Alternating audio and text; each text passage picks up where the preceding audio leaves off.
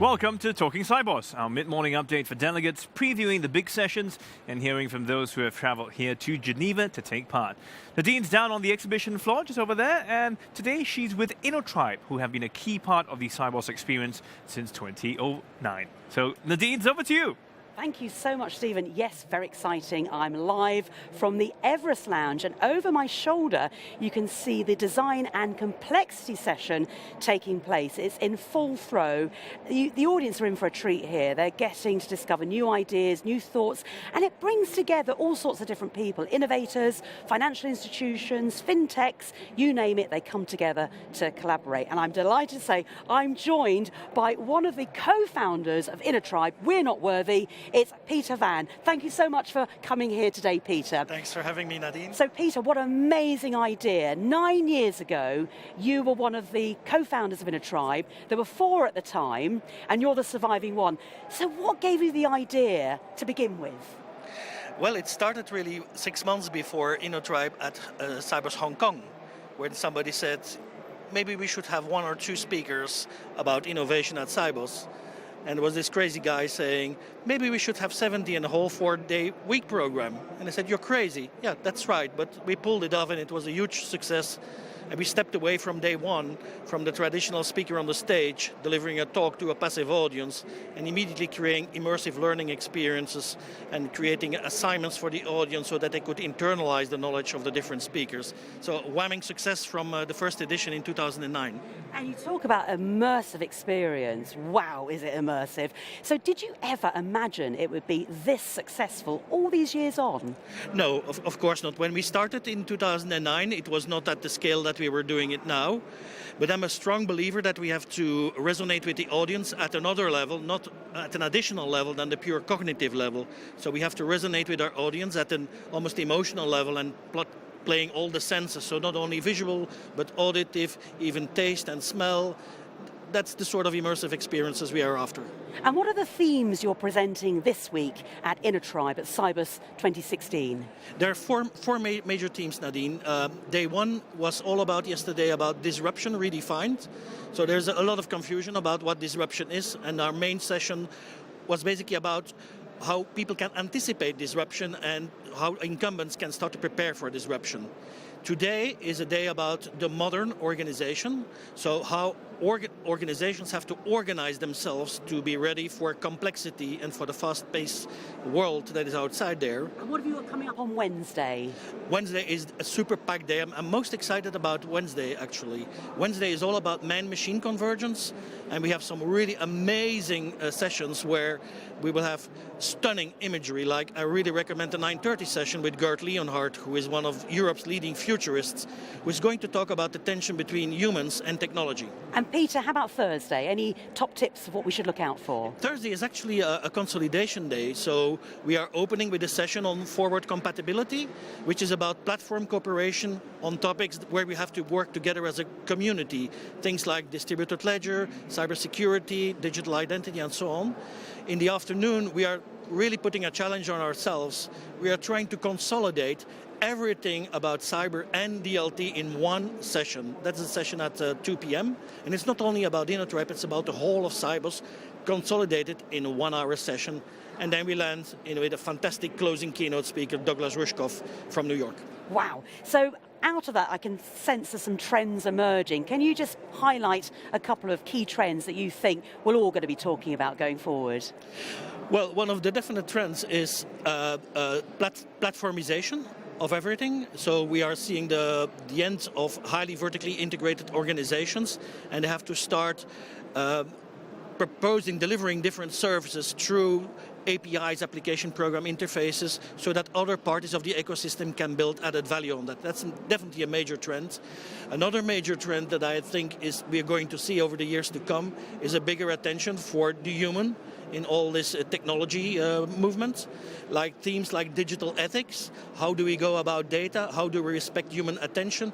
That are, I think, more important topics as man and machine start to converge. Well, Peter Van, that's been fantastic insight into what's going on. How could you not want to come down to InnoTribe? And in fact, we caught up with a few delegates earlier to find out about their InnoTribe experience. Let's take a look.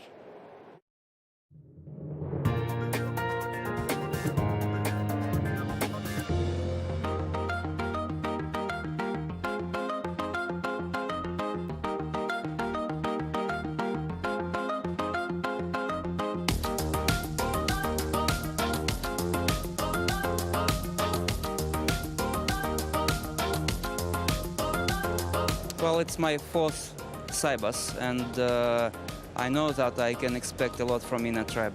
So actually my first session which I attended today was Inner Tribe. Switzerland, can you remind about, Swiss chocolate or, bankers? When you think about fintech, probably you start thinking about like England, Nordics, and that was a good surprise. Discover Inner Tribes here. I think it was really great to have international audience and to have testimony about success that we have here. Well, we've heard a lot about fintech hubs around the world. It was a good place to network and make some connections. To see different things, to hear new projects.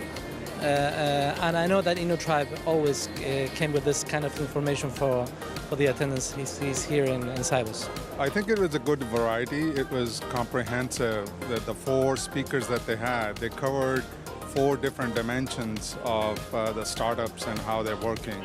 So that's what I liked about it. They were all bringing different perspective to what a fintech hub is and how it works and how it succeeds. They have a good reputation now about being innovative, having fresh ideas. It was a very good opportunity to hear about new tendencies. Most of the time we are more focused on the standard things in our businesses, and that's a great opportunity to open the mind to get out of the box and hear the entrepreneurs how they are doing new things.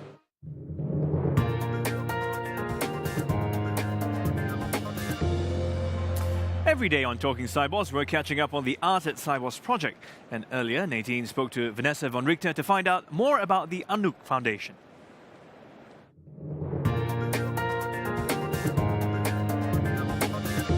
Vanessa, what is the Anouk Foundation?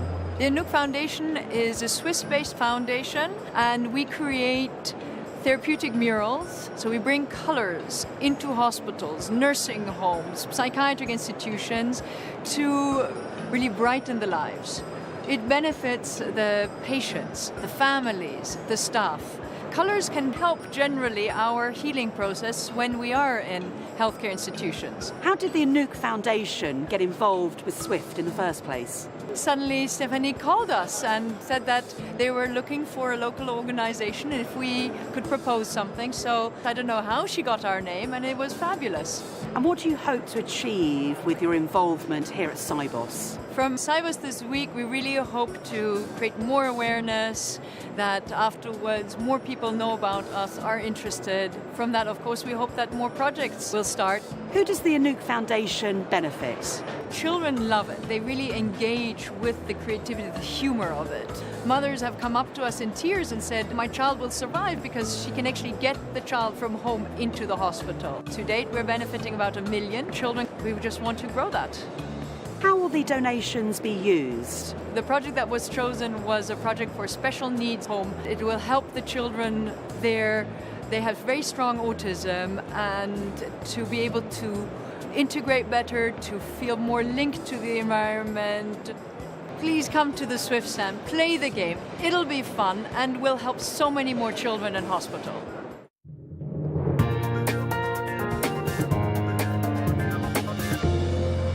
If you have a chance, make a visit to the Swift stand. So how much have delegates raised so far for the Anouk Foundation by playing the Swift game? Well, we sent our cameras to find out.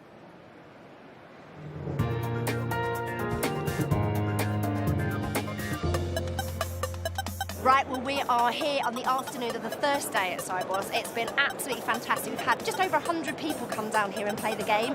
We need loads more. We're just about to hit our 4,000 target for our charity, but we're aiming to get to as close as we can for 10,000 today. So if more people can come down, that would be absolutely amazing. You need to come down to the Sibos stand and come and play Stacked. It's brilliant.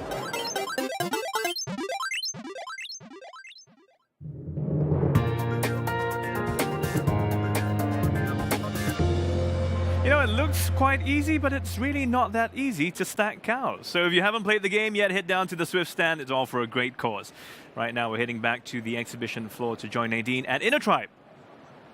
Yes, it does look like electronic Jenga, and I'm delighted to say we've still got Peter Van with us, one of the co-founders of InnoTribe. And Peter, I'd be fascinated to know about the products and services that have come out as a result of InnoTribe over the last 8 years. I'm sure there's got to have been some great success stories. Can you share some with us? Yeah, sure.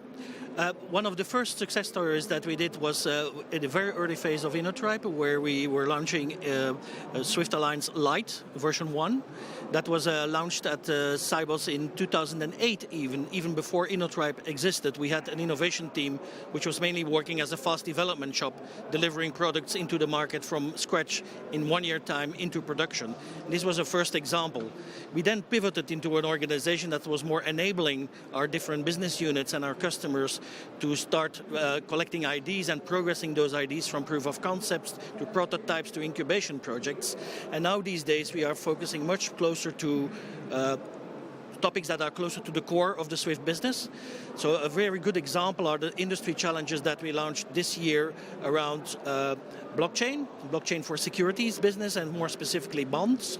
And the second challenge this year was one on KYC and the KYC marketplace, where we are going to do a number of proof of concepts with a selected team of startups that we are teaming up with Swift and with our customers. So that must be so satisfying to see things come into action. But what have the challenges been of introducing these new innovations to what can only be described as a little bit traditional, the financial services industry? Has it been a challenge? Well, it has been a challenge, but we are taking up that challenge. What we want to do is to create the bridge between the startup ecosystem and between the more traditional institutions. And so over the years, we have introduced almost 600 startups to our financial institution ecosystem.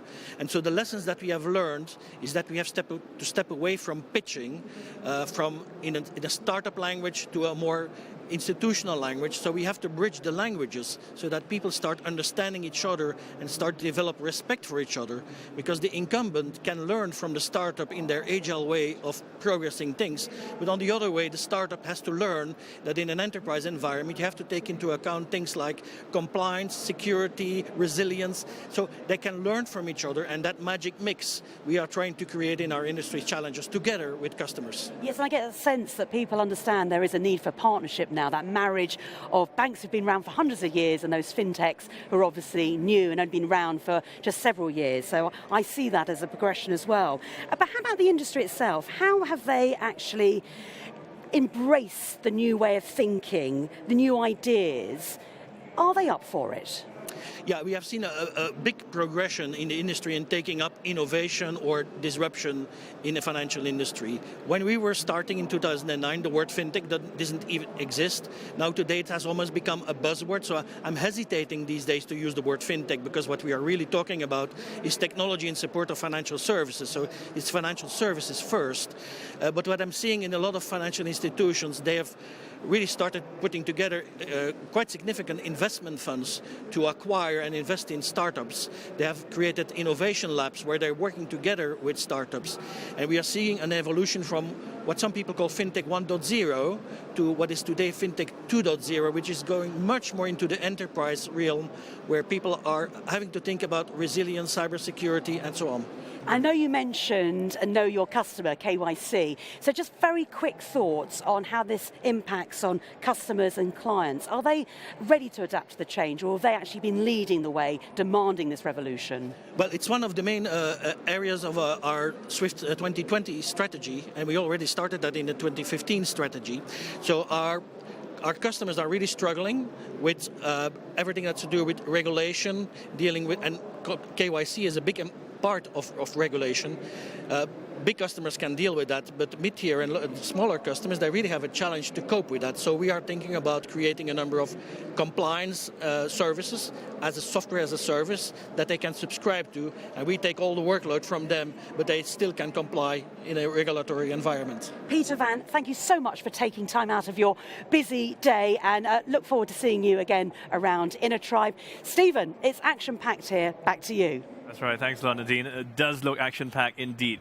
We will be back with the big issue debate just before 11:30, and today's topic, financial stability, the future global finance. But immediately after this program here on Sibos TV, one of the big issues in securities, when RegTech meets FinTech, how technology disruption intersects with regulation in securities. That's happening in conference room 3 if you want to hit there. Otherwise, you can catch it live right here on Sibos TV. Nadine and myself will be back a bit later. We'll see you then.